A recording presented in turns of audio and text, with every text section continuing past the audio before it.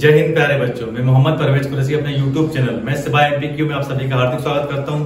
प्यारे बच्चों, आज हम लोग BSc फर्स्ट ईयर मैथमेटिक्स का जो फर्स्ट पेपर है वो पढ़ेंगे। इसमें हम सबसे पहले लेंगे रैंक ऑफ मैट्रिक्स, यानी कि इसका हम सेकंड चैप्टर से स्टार्ट करेंगे। फर्स्ट चैप्टर जो है बच्चों वो थ्योरेटिकल है, इसलिए हम उसको छोड़ रहे हैं और सेकंड चैप्टर से हम स्टार्ट कर रहे हैं। अभी हमने इससे पहले भी कई वीडियोस बनाई हैं आप लोगों के लिए, आप प्ले लिस्ट में जाके आप वो वीडियो देख सकते हैं।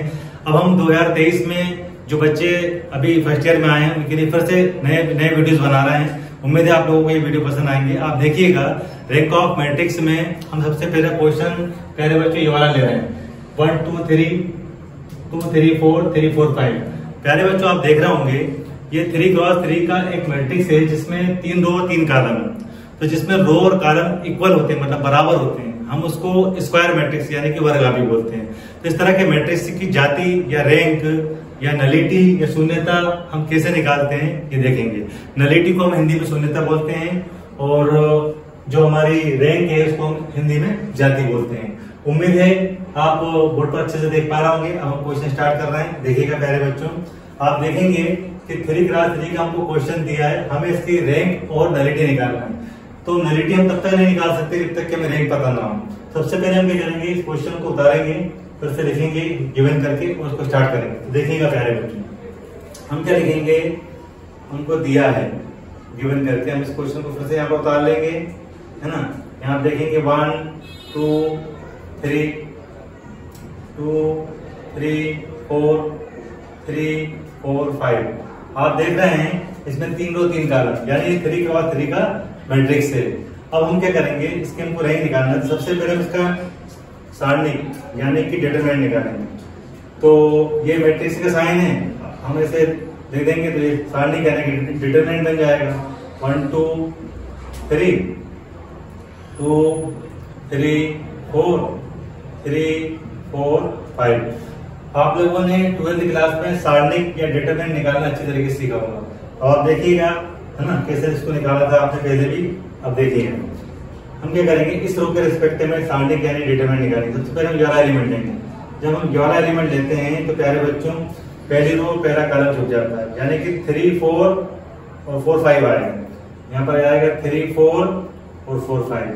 ठीक है प्यारे बच्चों, अकॉर्डिंग टू रूल फिर माइनस आता है, पहले प्लस आता है फिर माइनस आता है और फिर प्लस आता है। अब हम 11 एलिमेंट लेंगे। जब हम यहाँ पर 2 लिख देते हैं प्यारे बच्चों, है ना, तो पहली रो पहला कॉलम हमने देख लिया। अब हम पहली रो दूसरा कॉलम छुपा देंगे। ठीक है, तो 2 4 3 5 आप देख रहे होंगे यहाँ पर, तो हम यहाँ लिख देंगे 2 4 और 3 5। देखिए पहले प्लस आया था फिर माइनस आया प्लस आएगा। अब हम ये वाला एलिमेंट ले रहे हैं, हम रो 1 के रिस्पेक्टिव में इसको ओपन कर रहे हैं। अब हम पहली रो पहला कॉलम छुपा चुके हैं, पहली रो दूसरा कॉलम छुपा चुके हैं। अब हम पहली रो तीसरा कॉलम छुपा देंगे। देखिए आप इसको छुपाने के बाद आप देख रहे होंगे 2 3 3 4। यहाँ पर कितना आएगा, यहाँ आएगा 2 3 और 3 4 आएगा। देखो बच्चों, अब ये जो आप देख रहे हैं इनको हिंदी में उपसारणिक बोलते हैं और इंग्लिश में माइनस बोलते हैं। इनको सॉल्व करने का तरीका आप पहले से जानते हैं, हम एक बार और देख लेते हैं प्यारे बच्चों। इसका इसमें इंटू होता है, फिर अकॉर्डिंग टू फार्मूले का माइनस आता है, फिर इसमें इसका इंटू होता है। इसी तरह से यहाँ पर पहले इसका इंटू होगा फिर इसका इंटू इसमें होगा, इसका इंटू पहले यहाँ होगा फिर माइनस आएगा फिर इसका इंटू यहाँ पर आएगा। ये रूल आप अच्छी तरह से जानते हैं, है ना। तो देखिएगा ये माने 1 जब लिखा रहेगा उसके बाद फिर ये जो सारणिक का साइन था या माइनस का साइन था, अब ये ब्रैकेट बदल जाएगा। 3 5 जब कितना हो जाएगा 15, तो फार्मूले का माइनस 4 का 4 में 2 हुआ तो कितना आएगा 16। ये 2 हमारा जैसा लिखा है वैसे लिखा रहेगा। 2 का 5 में 2 करेंगे कितना आएगा 10, तो फार्मूले का माइनस से आएगा। 3 का 4 में 2 करेंगे कितना आएगा 12। ठीक है प्यारे बच्चों, तो आप देखिए 2 का 4 में 2 होगा कितना आएगा 8 और फार्मूले का माइनस 3 का 3 में 2 कितना आएगा 9। ठीक है, अब आप देख रहे होंगे बोर्ड पर अच्छी तरीके से, ये 1 है, यहाँ कितना बचा -1। ठीक है, ये 2 चली रहा है हमारा, यहाँ आप देखेंगे माइनस का 2 बचा है, क्योंकि 10 में से माइनस का 12 जा रहा है। 10 में से माइनस का 12 जा रहा है तो -2 बचा है। अब आप देख रहे होंगे यहाँ पर 3 8 में से 9 गए, कितने बचे -1। देखो प्यारे बच्चों, आप जानते हैं अच्छी तरीके से प्लस और माइनस का जो इंटू होता है माइनस आता है। +1 का -1 में इंटू तो कितना है -1।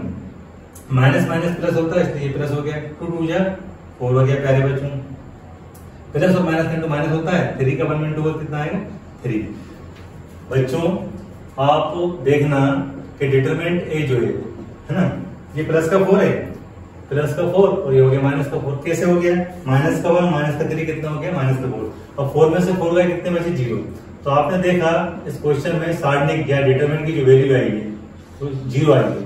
ठीक है पहले बच्चों, तो जब हम 3 क्रॉस 3 के क्वेश्चन की रैंक निकालते हैं तो हमें ये पता होना चाहिए कि इसकी रैंक क्या क्या हो सकती है। इसकी रैंक 3 हो सकती है, 2 हो सकती है, 1 हो सकती है। तो प्यारे बच्चों, जैसे कि हमने बोला इसकी रैंक 3 हो सकती है, 2 हो सकती है और 1 हो सकती है ना। लेकिन आप नोट करिए यहाँ पर जब सारणिक या डिटरमिनेंट की वैल्यू 0 आ जाती है तो इसकी रैंक 3 कभी भी नहीं होगी, मतलब इसकी रैंक 3 नहीं होगी, हमको पता चल चुका है। अब या तो रैंक 2 हो सकती है या 1 हो सकती है। तो हमको ये देखना है कि इस मैट्रिक्स की जो रैंक है वो 2 कब होगी और 1 कब होगी। प्यारे बच्चों, होता क्या है, जब हम इस जो हमने मैट्रिक्स दिया है, हमें दे दिया है, इसको हमने सारणिक में कन्वर्ट करा है ना, इसके हमने यहाँ पर जो पहले वाली रो का रिस्पेक्टिव इसको सॉल्व करा, अगर हम ध्यान से देखें तो देखिए क्या इसकी वैल्यू 1 आई, मतलब 0 आई कि नहीं आई, इसकी वैल्यू 0 आई नहीं आई, इसकी वैल्यू 0 आई कि नहीं आई। अगर इनकी वैल्यू 0 आ जाती तो इसकी रैंक कितनी होती? 1 होती। तो हमने ये देखा इसमें जो सेकंड ऑर्डर के जो माइनर्स हैं या यूं कह लो द्वितीय कोटि की जो उपसारणिक है वो सारे 0 नहीं है। अगर सारे के सारे इसमें सेकंड ऑर्डर के माइनस 0 हों तो इसकी रैंक 1 हो जाएगी। लेकिन फिलहाल ऐसा नहीं है, हम देख चुके हैं, है ना।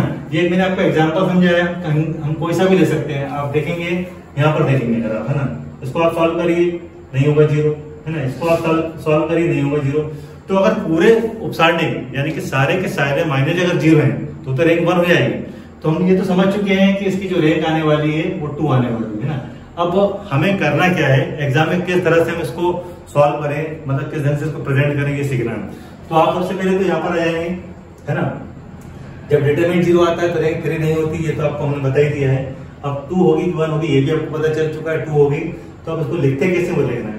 तो हिंदी मीडियम वाले अगर बच्चे तो वो ये लिखेंगे कि दिए गए मैट्रिक्स में, यही कह लो कि दिए गए सारणिक में, अगर हम सारणिक से अगर हम उसको देखते हैं तो दिए गए मैट्रिक्स में समस्त द्वितीय कोटि के उपसारणिकों का मान 0 नहीं है।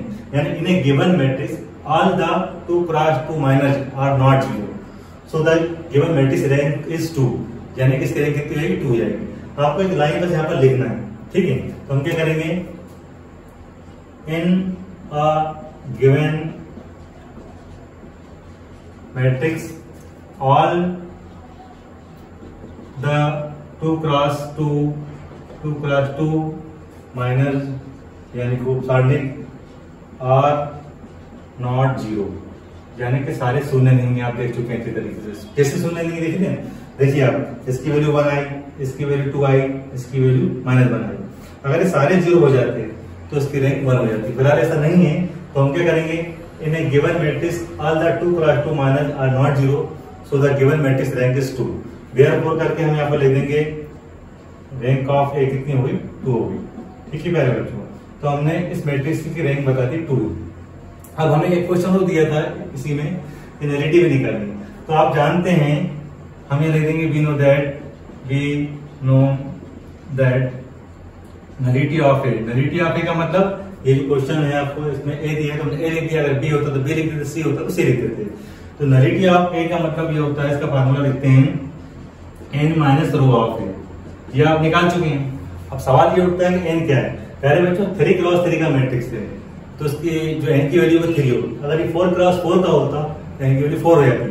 फिलहाल हमारा क्वेश्चन 3 क्रॉस 3 का है जिसमें रो और कॉलम, है ना। 3 क्रॉस 3 मतलब 3 रो 3 कॉलम है तो n की वैल्यू होगी 3।